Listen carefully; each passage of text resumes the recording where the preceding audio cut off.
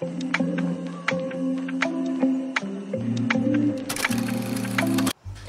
Hello नमस्कार, मी मनीषा आपल्या आजच्या नवीन व्हिडिओमध्ये तुम्हा सर्वांचं खूप मनापासून स्वागत करते।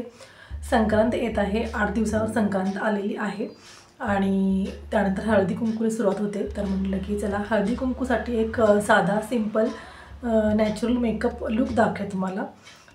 अगदी कमी वेळेमध्ये मेकअप असणार आहे हा, जास्त काही प्रोडक्ट वापरलेले नाही आहे कारण नॅचरल सिंपल साधा लुक आहे, प्रत्येकाला करता येण्यासारखं। त्यामुळे भरपूर असे प्रोडक्ट वापरलेले नाही आणि मला जास्त असा हेवी मेकअप आवडत नाही, तर साधा सिंपल मेकअपच आवडतो मला। तर त्यासाठी तुम्हाला आज मी छान असा नॅचरल साधा सिंपल सोबर असा मेकअप दाखवणार आहे। मेकअपला सुरुवात करण्याआधी सगळ्यात महत्त्वाची स्टेप आहे ती म्हणजे स्किन केअर। मेकअपच्या आधीची पहिली स्टेप आहे ती म्हणजे स्किन केअर करायचंच आहे। कितीही वेळ असला तरीही आपल्याला स्किन केअर हे करायचंच आहे, कारण स्किन केअर केल्यामुळे काय होतं की आपला जो मेकअप आहे तो छान बसतो आणि मेकअपचे जे प्रोडक्ट असतात कधी कधी काही हार्श केमिकल्स वगैरे असतात, तर त्यामुळे आपल्या स्किनला काही रिॲक्शन वगैरे होऊ शकते। तर अशामुळे जे आपल्या प्रोटेक्टिव्ह शील्डचं काम करतं स्किन केअर म्हणून। आणि दुसरी गोष्ट म्हणजे स्किन केअर केल्यामुळे जो मेकअप आहे आपला तो खूप छान बसतो। सरफेस आहे आपला जो मेकअपच्या आधीचा, तर तो छान असा स्मूथ व्हायला मदत होते आणि सरफेस छान झालं की मेकअपही छान बसतो।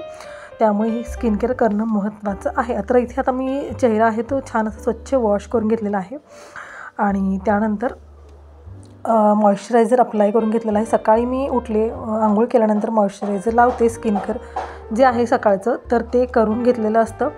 पण मेकअप करण्यापूर्वी थोडंसं इथे मी मॉइश्चरायझर लावते, त्यामुळे छान असा मेकअप।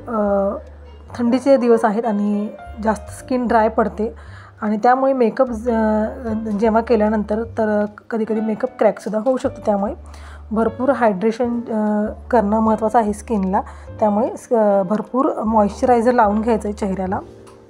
तर आता इथे मॉइश्चरायझर मी चेहऱ्याला लावून घेतलं आहे आणि जेव्हा मी मॉइश्चरायझर लावते तेव्हा काही चेहऱ्याची मसाज वगैरे आहे, तर ते मी त्यावेळेला काही स्टेप्स आहेत मसाजिंगची त्या करून घेते, जसं तुम्ही व्हिडिओमध्ये बघितलं तसं। त्यामुळे छान मसाज पण होते मॉइश्चरायझर लावताना, त्यामुळे छान ब्लड सर्क्युलेशन होतं मसाजमुळे। आता इथे मॉइश्चरायझर मी लावून घेतलेलं आहे आणि सनस्क्रीन आहे ते मी सकाळी स्किन केअर केलं तेव्हा सनस्क्रीन लावलं होतं। तर जर सनस्क्रीन जर तुम्ही लावलं नसेल, तर जर दिवसाबाहेर जर कुठे जायचं असेल मेकअप करून, तर सनस्क्रीन लावणं खूप म्हणजे खूप महत्त्वाचं आहे।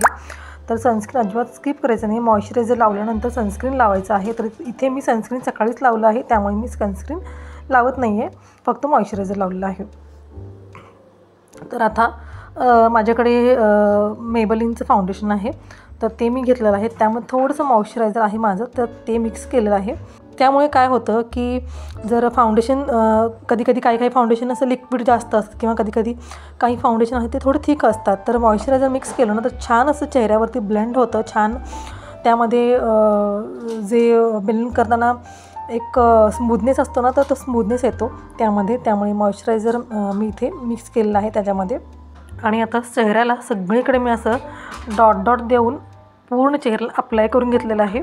उरलेलं आहे ते मी असं गळ्याला लावून घेतलेलं आहे आणि हे चेहऱ्यावरचं जे फाउंडेशन आहे ते मी हातानेच ब्लेंड करणार आहे, कशानेही ब्लेंड करू शकता। जे मेकअपचे ब्लेंडिंगचे स्पंज असतात तर त्यानेसुद्धा करू शकता। त्याने करायचं असेल तर थोडंसं ओला करून घ्यायचं आणि चांगलं पिळून घ्यायचं आणि मगच त्याने करायचं, म्हणजे छान ब्लेंड होतं। पण मला बोटाने जास्त बरं वाटतं करायला, तर त्यामुळे मी बोटानेच करते। तर इथे आता हे बघा, ड्रॅग असं मी फक्त असं फिरवलं ना, नुसतं बोट आपल्या चेहऱ्यावरती नुसतं असं फिरवलं तर फाउंडेशन आहे ते प्रॉपर हे होत नाही, म्हणजे कवर होत नाही।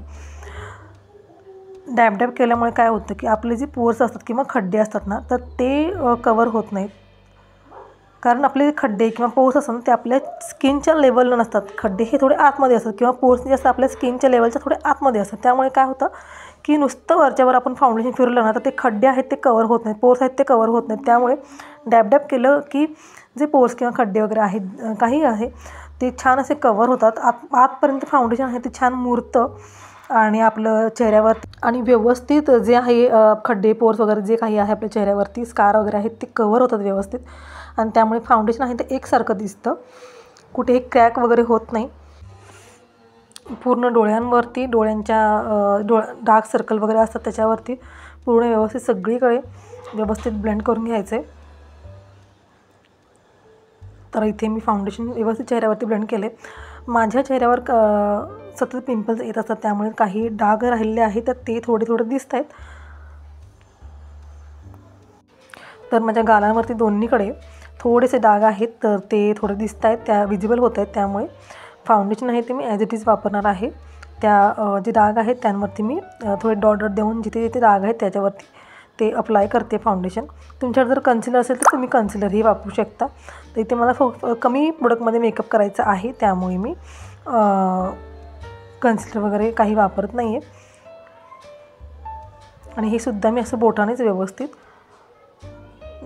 स्प्रेड करून घेते, अप्लाय करून घेते चेहऱ्यांवरती. त्यानंतर लूज पावडर आहे माझ्याकडे लॅक्मेची, तर ती अप्लाय करून घेते. कोणतीही कॉम्पॅक्ट पावडर किंवा लूज पावडर चालते.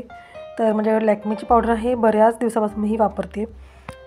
खूप छान आहे, ऑइली स्किनसाठी पण खूप छान आहे, मॅट लुक देते. तर हे पावडर लावताना मी रुमालाचा यूज केला आहे, कारण माझं जे स्पंज आहे पावडर लावायचं अप्लाय करायचं तर ते माझं स्पंज खराब झाले, तर त्यामुळे मी असं रुमालानेच लावत आहे.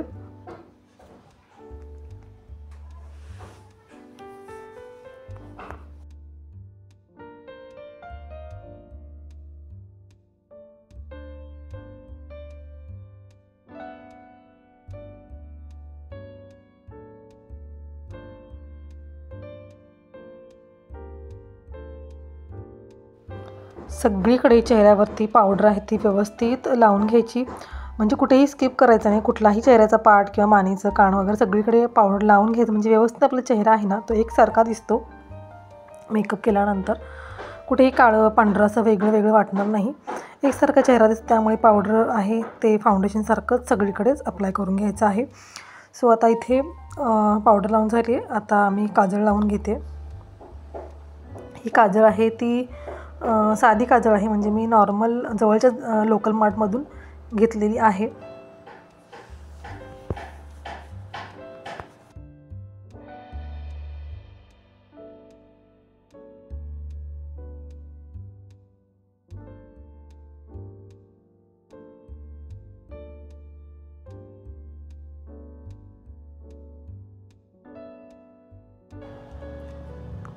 तर आता काजळ लावून झाली. काजळ लावताना व्यवस्थित म्हणजे जे आपल्या डोळ्याचे कॉर्नर्स आहेत, आतले कॉर्नर बाहेरचे कॉर्नर, तिथे व्यवस्थित प्रॉपर काजळ लावून घ्यायचं, म्हणजे दिसताना डोळे आहेत ना ते छान असे रेखीव दिसतात. त्यानंतर आता लिपस्टिक लावून घेणार आहे. तर माझ्याकडे ही कलर क्युपिडची 2-in-1 लिपस्टिक आहे. एका साईडला छान लिप बाम आहे आणि एका साईडला लिक्विड मॅट लिपस्टिक आहे. तर हे खूप छान आहे, अफोर्डेबल आहे, 100च्या अराउंड मला मिळाली आहे आणि खूप मस्त आहे. म्हणजे दोन्ही गोष्टी आहेत ते तुम्हाला एका प्रॉडक्टमध्ये मिळतात. कॅरी करणंसुद्धा सोपं आहे. हे जेव्हा मी घेतलं होतं तर मागच्या व्हिडिओमध्ये मी हे दाखवलं होतं तुम्हाला, जर तुम्ही व्हिडिओ बघितला असाल तर. तर आता ही एका साईडला अशी लिक्विड लिपस्टिक आहे. तर याने मी डोळ्यांवरती आयशॅडोचा लुक देणार आहे. छान मरून असा लिपस्टिकचा कलर आहे, मरूनिश पिंकिश असा. तर हलकासा मला डोळ्यांवरती आयशॅडोचा कलर द्यायचा आहे, तर त्यामुळे मी हे अप्लाय करून घेते.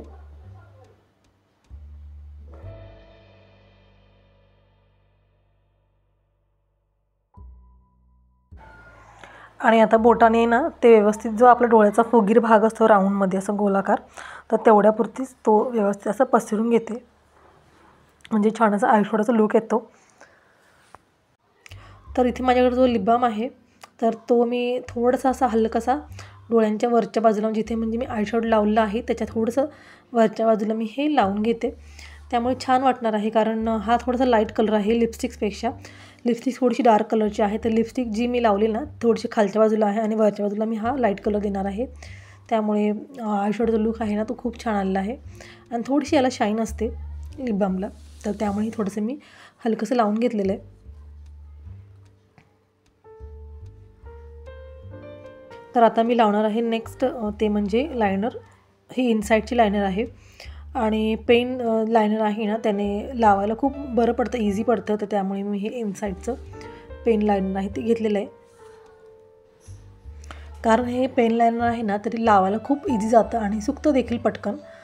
तर इथे जी आपली डोळ्याची खालची लाईन आहे ना तर त्या लाईनला धरूनच लायनरची लाईन आहे ती आपल्याला वरच्या बाजूनं घ्यायची आहे. आता आपण खालच्या डोळ्याच्या लाईनला धरून एक तिरकी लाईन काढून घेतली वरच्या बाजूला. तर त्या लाईनच्या टोकापासून डोळ्याच्या मध्यापर्यंत एक लाईन आखून घ्यायची, म्हणजे तिथे त्रिकोणसारखं तयार होतं आणि तो त्रिकोण आहे तो मग त्यानंतर लायनरने भरायचा आहे.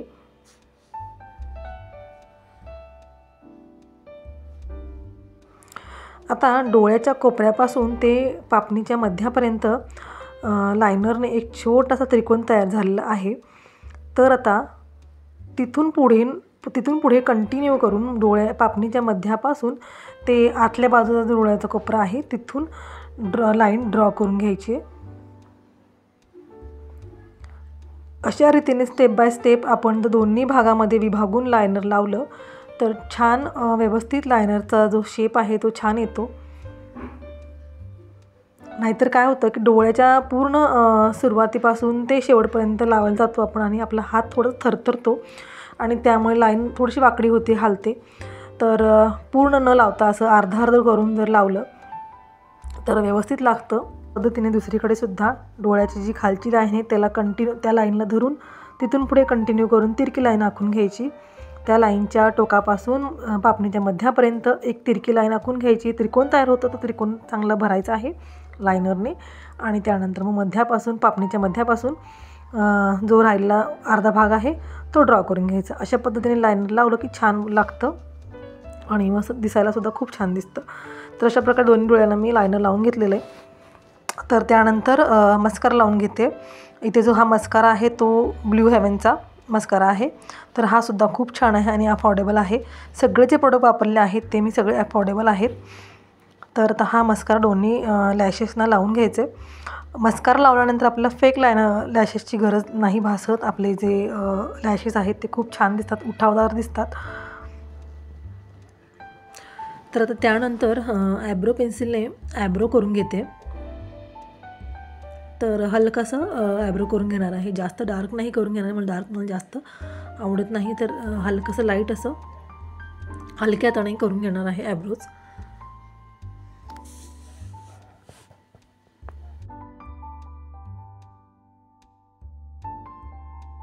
आता ॲब्रोज केल्यानंतर हा मस्काराचा ब्रश आहे ना तर तो मी असा फिरवून घेणार आहे. तर त्याने छान सेट होतो आणि ॲब्रो पेन्सिल आपल्या ॲब्रोवरती प्रत्येक ठिकाणी एकसारखं लागत नाही, कुठे डार्क कुठे फिक्कट अशी लागते. तर या ब्रशमुळे ना तर ते व्यवस्थित एकसारखं पसरतं आणि आपल्या ॲब्रो आहेत ना ते खूप छान दिसतात. तर जेव्हा मी आयलॅशेसना मस्कारा लावला त्यानंतर हा ब्रश आहे तो मी मस्कारामध्ये पुन्हा बुडवला नव्हता, बाजूलाच ठेवला होता. कारण मला अशा प्रकारे आयब्रोजना छान सेट करायचं होतं त्यामुळे. तर आधी आयलॅशेसना लावून घेतल्यानंतर त्यावरती जास्त प्रोडक्ट मस्काराचं आहे ना तर ते राहत नाही ब्रशला, त्यामुळे डार्क होत नाही आणि प्रॉपर व्यवस्थित ॲब्रोज सेट होतात आणि दिसायलाही खूप सुंदर दिसतं. तर आता त्यानंतर लिप बाम लावून घेणार आहे. कारण कोणतेही लिपस्टिक अप्लाय करण्याआधी लिप बाम लावलंच पाहिजे, कारण आपले ओठ खूप ड्राय होतात आणि आता थंडीमध्ये तर जास्तच ओठ ड्राय होतात. जर लिप बाम नसेल तर एखादं वॅसलीन किंवा अगदी खोबरेल तेलाचं बोट लावलं तरीसुद्धा चालतं. आणि लिपस्टिक लावताना अशा प्रकारे जे एक्स्ट्रा प्रोडक्ट येतं तर ते मी काढून घेते, कारण मला जास्त डार्क नाही लावायचे. तर वरचा जो आपल्या ओठांचा भाग आहे व्ही शेपमध्ये असतो तर तो आधी मी असा ड्रॉ करून घेते आणि त्यानंतर मग बाजूचे जे वरच्या कडा आहेत तर त्या ड्रॉ करते. कधी लिपस्टिक लावताना ना साईडचे जे आपले आउटर लाईन आहे ओठांची तर ती आधी ड्रॉ करून घ्यायची आणि त्यानंतर मग मधला जो भाग आहे तो फिल करून घ्यायचा. त्यामुळे काय होतं की लिप लायनर लावल्यासारखं वाटतं. तर तुम्ही अगदी तुम्हाला दिसत असेल व्हिडिओमध्ये बघा, आधी आउटर लाईन आहे ना ती ड्रॉ करून घेतली आणि नंतर मग मधला भाग आहे तो फिल करून घेतला. त्यामुळे लायनर लावल्यासारखं वाटतं आणि ओठ आहे ते छान असे प्रॉपर दिसतात.